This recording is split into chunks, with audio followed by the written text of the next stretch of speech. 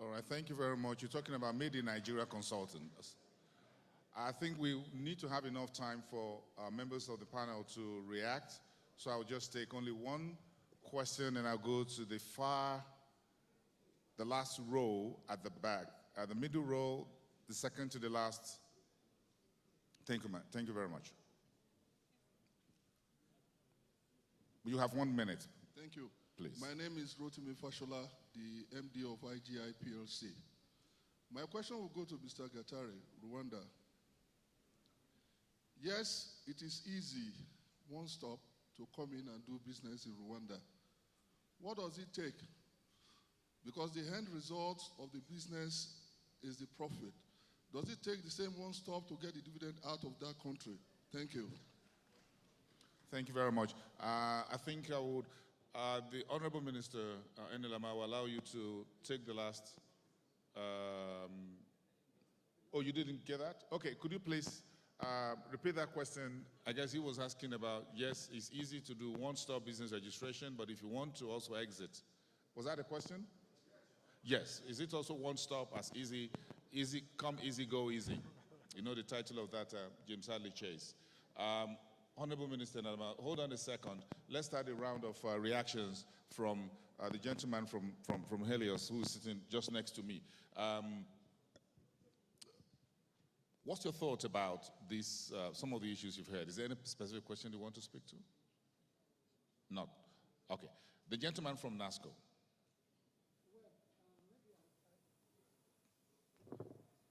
Maybe I simply just use this opportunity to say that yes, I've talked about how NASCO has been able to survive for this long, but that is not to say that there are no challenges.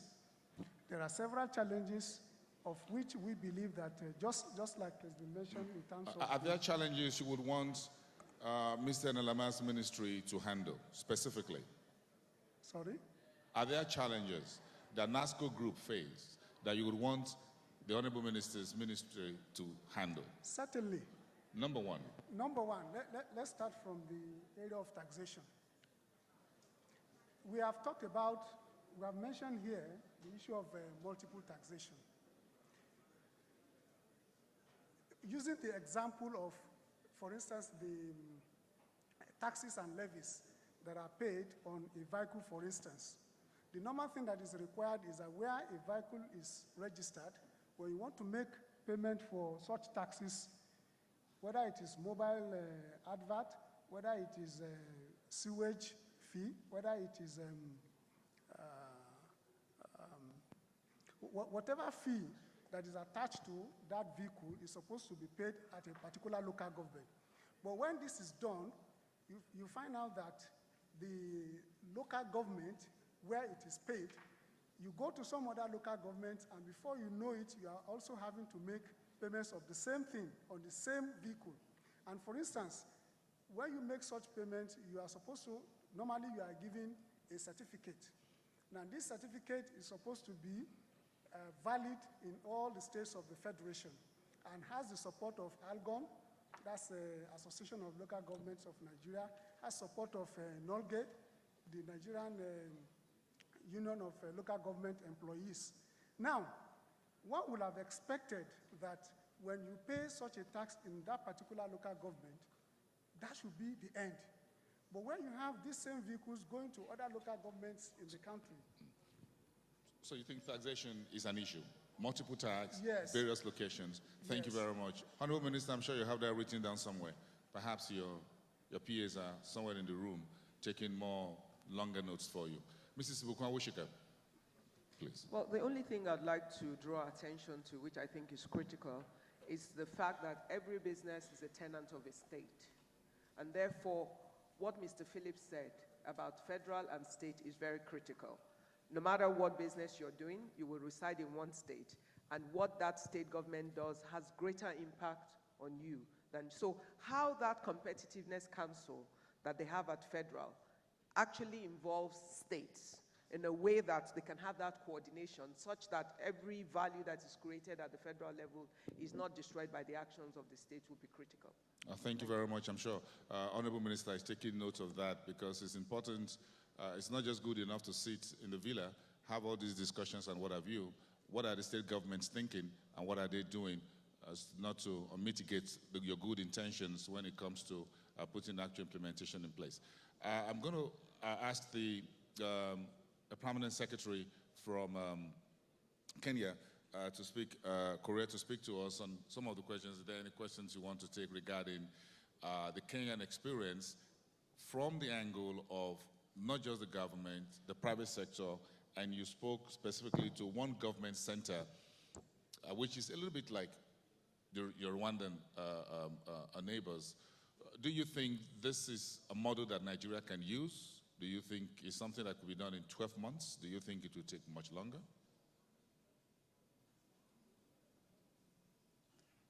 Well, I think what I said earlier was that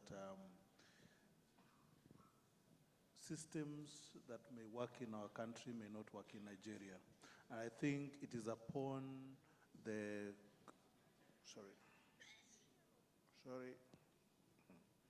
I would want maybe to say that let Nigeria see a system that works for itself. Because again, there are lessons learned here and there. Pick which one you think. For us, working together with the private sector has really been very good. But there is a core team that is driving the reforms from the ministry. And that core team is driven from my office.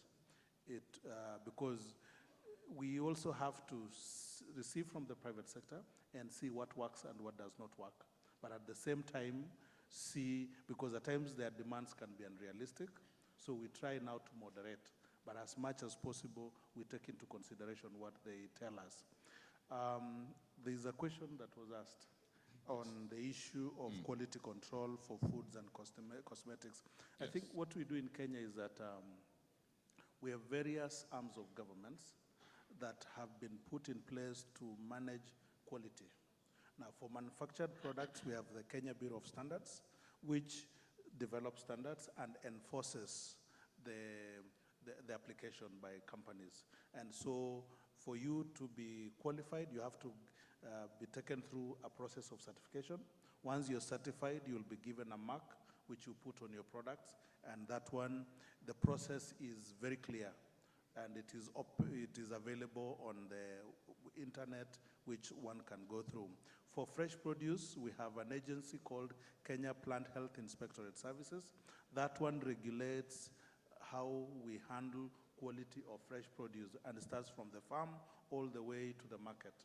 Then for veterinary products, that is meat and meat products, we have the Kenya Veterinary Services, which looks at how to certify the way meat is presented to the market.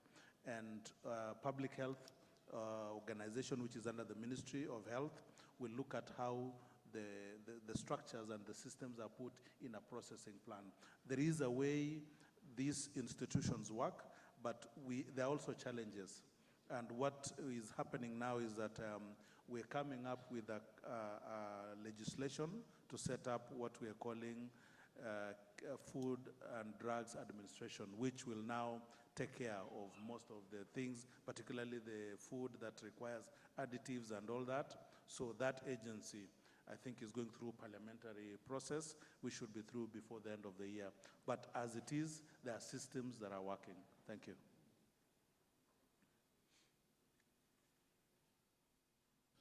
Thank you very much. I lost the last part of that. Self-improvement, of improving whatever you are doing, putting quality and aspiring for better quality all the time, that pushes everyone to not only do their best, but also to demand the best.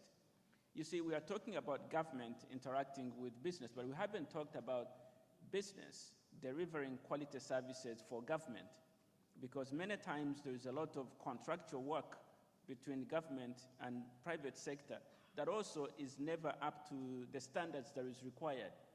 Often goes over budget, under quality, and sometimes, of questionable practice that goes into it. So what we are finding is that when government continuously aspires to do better for business, then there is the It creates the moral ground for government also to ask business for better quality services delivered on time and on cost. That is becoming also part of the culture of customer service, so that now citizens can aspire to ask for better quality services from private sector, whether it's in private establishments or others, so that at every stage, everyone believes that reform is very important. Let's make it clear. All these are also based on the modernization that you see around you, around the world, because many of us are traveling increasingly, many of our young people are going to school elsewhere, and we are seeing how the rest of the world does things. So we must continue to aspire not only to be like others in the world, but perhaps even better. And so this spirit of why should Africa or my country be the one that does things less than what I'm used to receiving elsewhere must make us kind of angry at ourselves, and that anger must be the one that pushes us to develop that culture of improvement in everything that we do. So it is also the spirit that I see in cabinet with the president that leads us, that it doesn't matter which minister it is. It may be a minister of agriculture, minister of the environment, or foreign affairs. That ideology is what binds everyone together, and so we always feel an obligation that the ideology of our country, of our system, is exactly that, to achieve the best, comparable to the best in the world, or even better. Thank you very much. We appreciate that. This cannot be a project.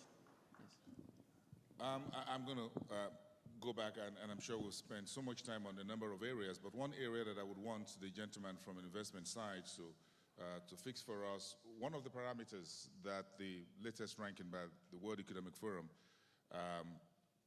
one of the low points for Nigeria is investment and the regulations, issues with the financial markets, whether it's currency, interest rate, exchange rate, and whatever. How much of this volatility in exchange rate and interest rate, whatever it is, inflation and all of that put together, really hurt business, make it easy, unpredictability, some level. Yeah, markets are never predictable anyway. Don't try to game the markets, but some level of assurance that this is a bit of a trajectory before you get to the next curve, unlike a highway that has no slow down, mind the gap, mind the bend, what have you, and you don't know what lies at the next corner. Can you talk to, how does that much of that hurt businesses, your investments, doing business in Nigeria? I think everybody in this room, and I dare say virtually every one person in this room, has both direct personal experience as well as corporate experience. Whether you're in the public or private sector, I believe everybody has suffered from this volatility that we speak about. So I think, in my view, the impact is